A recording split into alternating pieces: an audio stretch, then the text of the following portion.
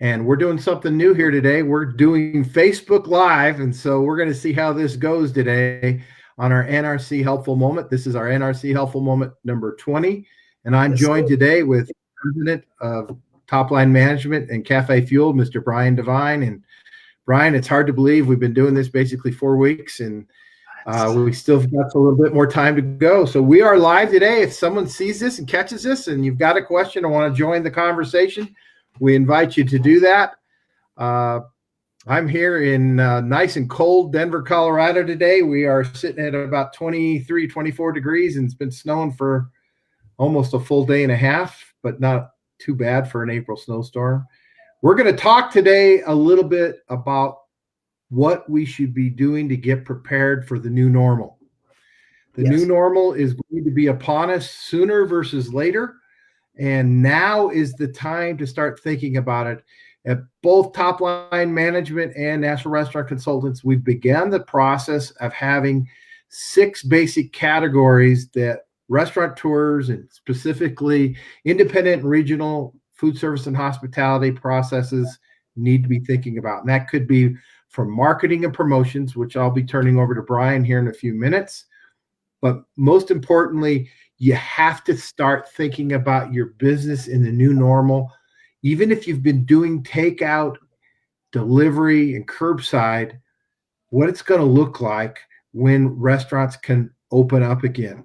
It's like putting together a new business plan now, which would include financial, operations, supply chain management, could be even as detailed as a new business plan, as I just said. So we're going to take this next week or two to get you ready for what you need to be thinking about with the new normal.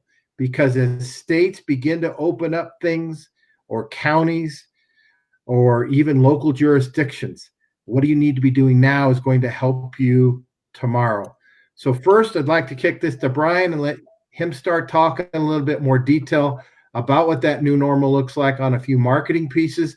We've been talking about the list for weeks now, but Brian, I know you've got some really good meat on the bone to talk about and share today. Brian? Absolutely. Thank you so much, Richard. And for everyone that's joining us, hopefully we'll be able to get through this live presentation, but we want you to interact. So if you have a question and you put in the chat, we'll do our best to answer everything. And if we don't get to it live and you're watching this later, still put it in the chat and we'll do our best to make sure that we respond later. Now, the whole concept of how to get things going again when these restrictions are lifted, when you're able to have dine-in, when things really start to seem to be getting back to a good position, we don't really know yet how that's going to look. And from talking with everyone that I can about how many people you think you might be able to even get into a restaurant if we're going to continue with social distancing, we might be looking at 50, 60% less capacity than you're used to just to be compliant or just to be considered safe. So with all of that, I want to really make sure that you are keeping your online ordering, your curbside delivery, or even your delivery through Grubhub or any of those other services if you don't do your own, really keep that going, because it's very likely that that is going to be your profit center for quite a long time. And what we're talking about here is people aren't going to just start flooding back into restaurants, and all of the restaurants are going to be opening up. So you need to be thinking about a couple of things. Number one, how are you going to continue handling online ordering? And if you don't have online ordering, get it in place now when you can. Don't wait until things are even crazier. Would you agree with that, Richard? Absolutely. And there's no doubt about it. I think it will definitely be part of the new norm for sure. Yeah, this is not something that's going to just sort of fade away. I think it's going to be a bigger and bigger part of what everyone has to do. So I want you to make sure that you have everything in place early so that it's just running and smooth. You worked out all the bugs, because there's always bugs.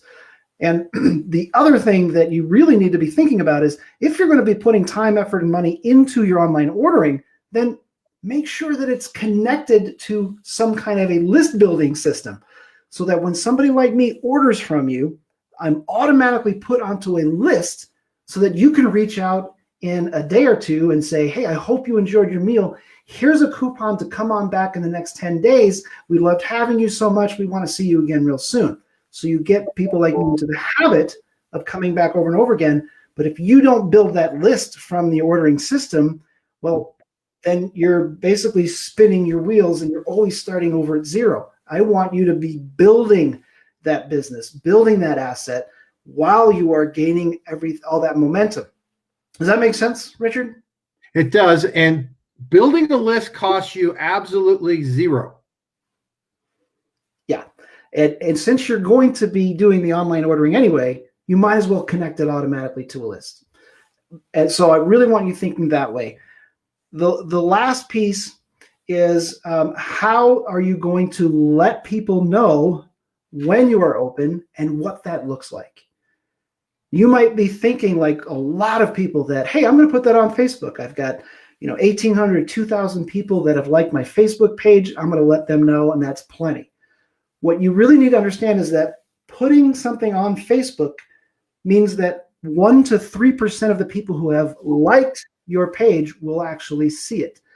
And that's what Facebook has done over the last few years. They've reduced the amount of people who will see your posts because they want you to pay.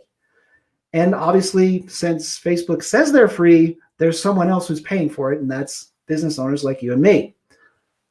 So when you are ready to open, when you know what that date is, start ramping things up. Start telling people you can certainly do the free route with Facebook, but don't do it once. Do it at least 4, 5, 6 times a week. I mean, every day is not too much. I know it's going to sound like a lot, but chances are you're the only one who is ever looking at your actual page. So everyone else is seeing it in their stream of 250, 300 things. So go ahead and post that over and over again, letting people know, and then run some ads to that exact market so that you can just say, this is where I want to show my ads in a very, very tight range around your restaurant, and let people know that you're going to be opening.